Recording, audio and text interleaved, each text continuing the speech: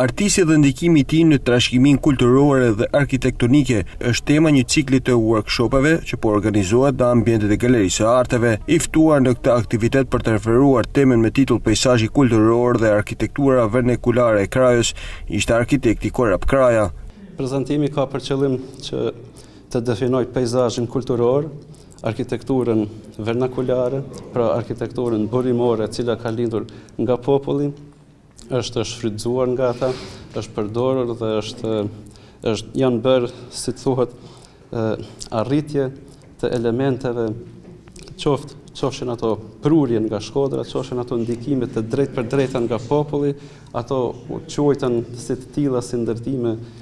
dhe si ndërtime arkitekturës kranjane, prandaj një promovim i tillë dhe një dokumentim i kësaj lloji trashëgimie të rëndësishme materiale, por edhe jo materiale,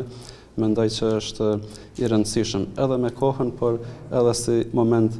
moment historik. Takimet publike 2026 që po organizohen në Galerinë e Arteve kanë si qëllim kthimin e këtyre aktiviteteve në një hapësirë diskutimi me synim për mirësimin e jetesës. Qëllimi i këtyre takimeve publike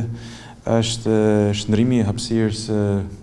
të Galerisë së Arteve në një hapësirë diskutimi, sepse ne besojmë fort tek roli i artistit si një mekanizëm, nuk kisha thënë kështu, i aftë për me përmirësu cilësinë e jetës,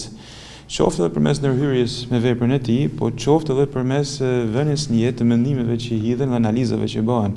Por nuk është vetëm artisti që ftohet në këtë rast, pra nuk është vetëm arti që merr përsipër këtë lloj misioni, është një përzierje, është një amalgam elementesh që bashkëjetojnë një tjetrin, artisti, arkitekti, mjeshtri,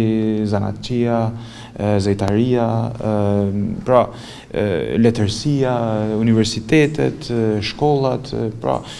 spektri vetëm sa vjen zgjerohet sepse takime publike do të thotë pjesëmarrje në hapësirë publike. Ndërkohë takimet publike 2026, të cilat kanë nisur prej disa kohësh me temë artisti dhe ndikimi i tij në trashëgiminë kulturore arkitektonike, do vijojnë me të tjerë artistë.